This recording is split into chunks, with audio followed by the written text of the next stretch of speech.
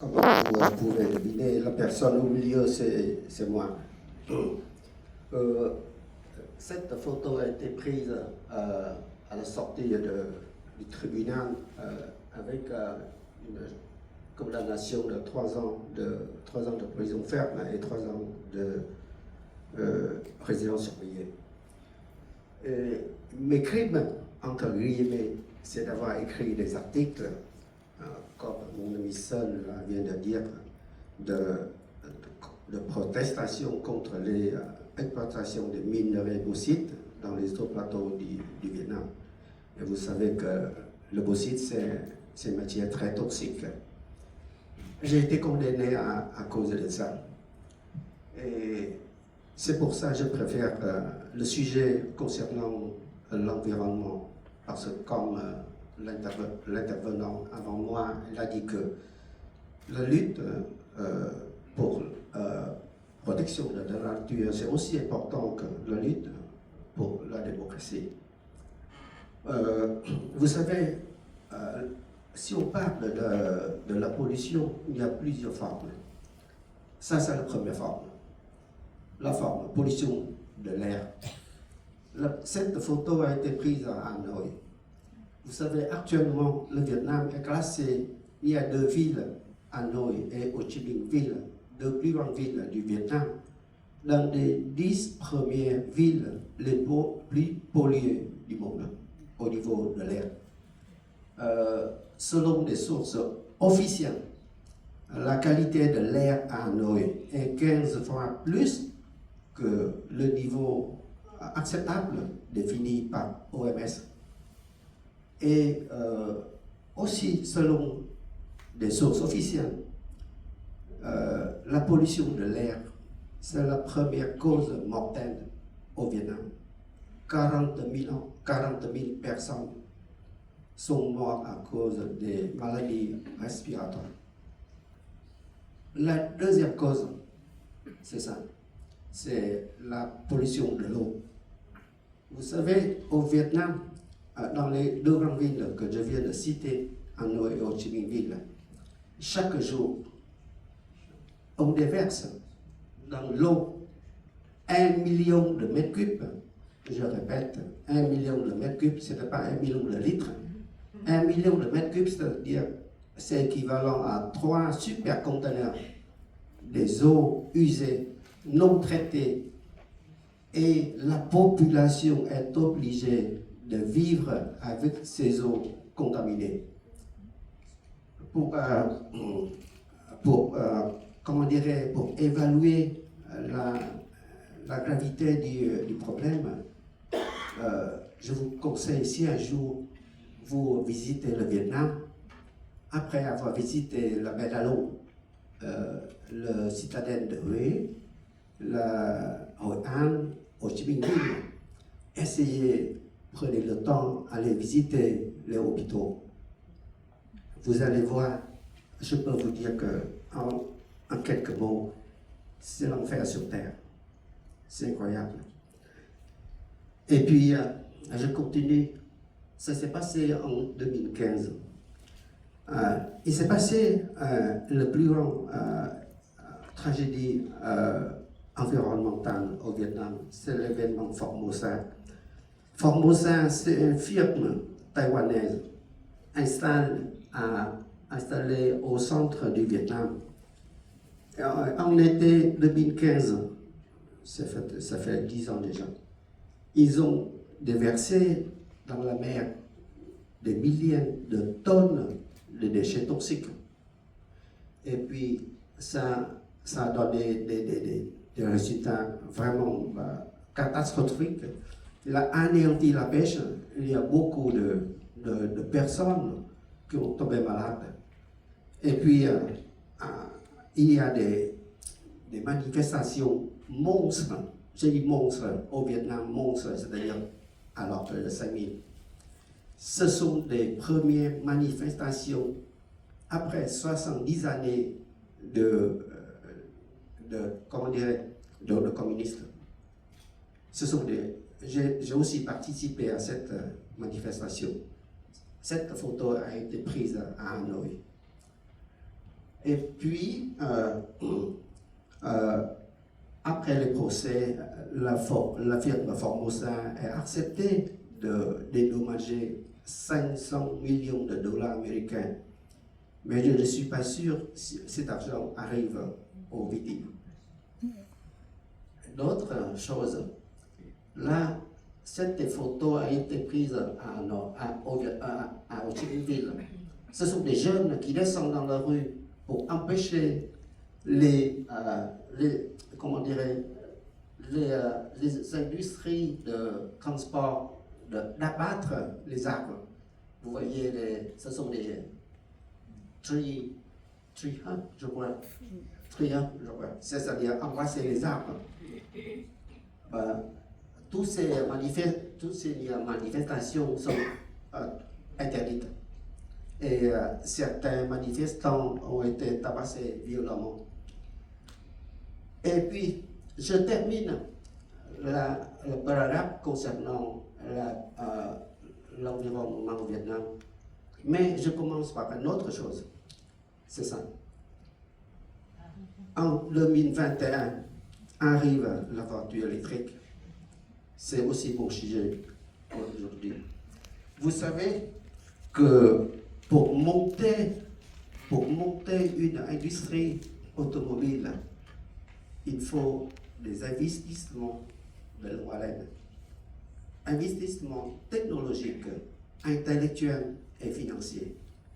Ce qui s'est passé en Sud-Corée avec Hyundai, avec Kia, au Japon avec Toyota, Honda, Suzuki, Mitsubishi.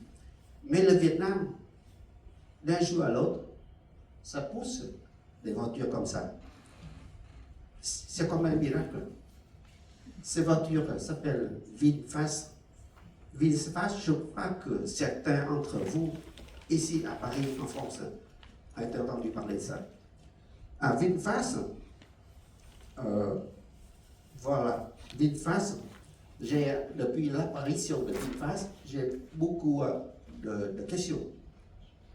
Comme Son m'a dit, j'ai été professeur de mathématiques, mais à l'université de technologie. Je connais comment fonctionnent les industries automobiles, industries mécaniques. Et dans mon université, je vois, il existe encore des machines fournies par la France. Et ce sont des machines, d'outils datés, je crois que, de la Première Guerre mondiale. À mon avis, on ne peut pas monter une industrie automobile avec de telles machines. Et la question, d'où viennent ces voitures? Ces voitures viennent, vous croyez que, je savais que vous connaissez la réponse. Ça vient en Chine. Le Vietnam, je vous assure, j'aime les Vietnamiens. Les Vietnamiens sont intelligents, sont très studieux, mais la structure et l'infrastructure au Vietnam, c'est incapable de produire de telles voitures. Le Vietnam arrive à assembler les pièces, mais ce sont des pièces à valeur ajoutée très très faible, comme la carrosserie, les sièges et les ampoules. Par contre, les étapes comme la conception électronique, la batterie, surtout la batterie, viennent de Chine.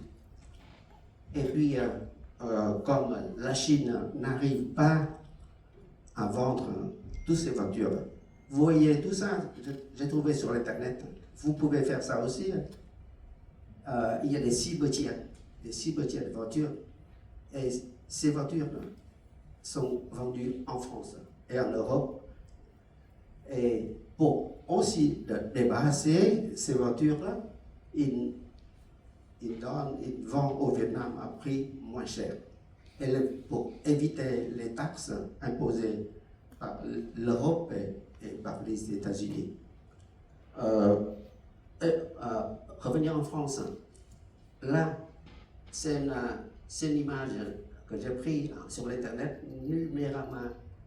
La date de publication, c'est le 15 juillet 2022, il y a 3 ans.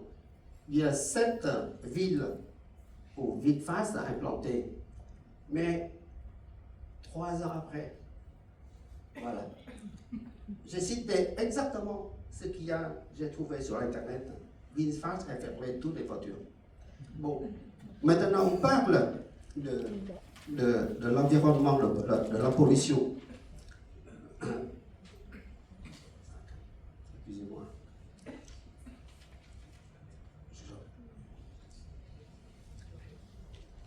Ah bon.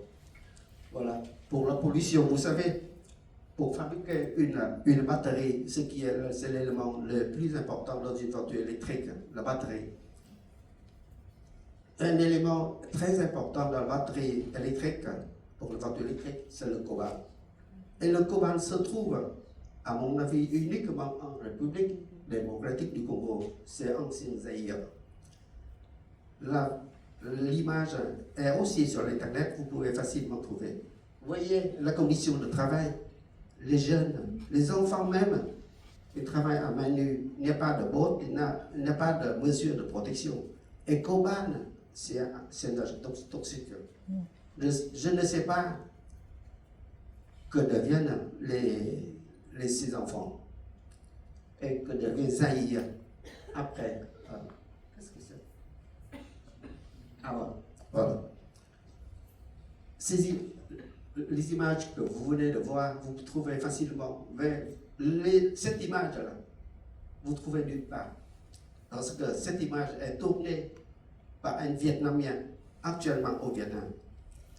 Le Vietnamien, vous savez, ils sont très talentueux, très studieux, très intelligents, mais ils sont, j'ai utilisé le mot intelligent entre guillemets, ils ont fabriqué les batteries de motos, je dis bien de motos. Pas l'image, tu peux avancer encore? Oui, à partir des ordinateurs portables, des piles.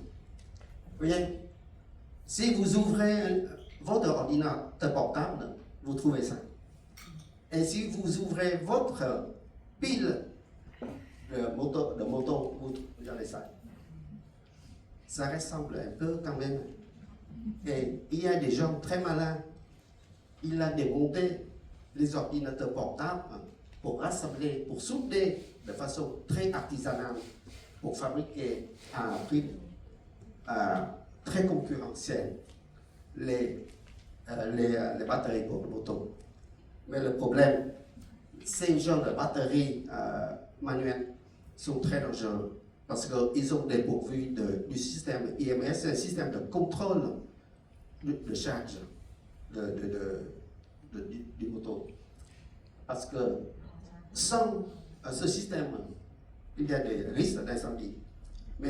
Et vous savez, s'il y a un incendie, il est impossible d'éteindre parce que c'est une réaction chimique. Ce n'est pas un incendie comme une maison, ce n'est pas ça.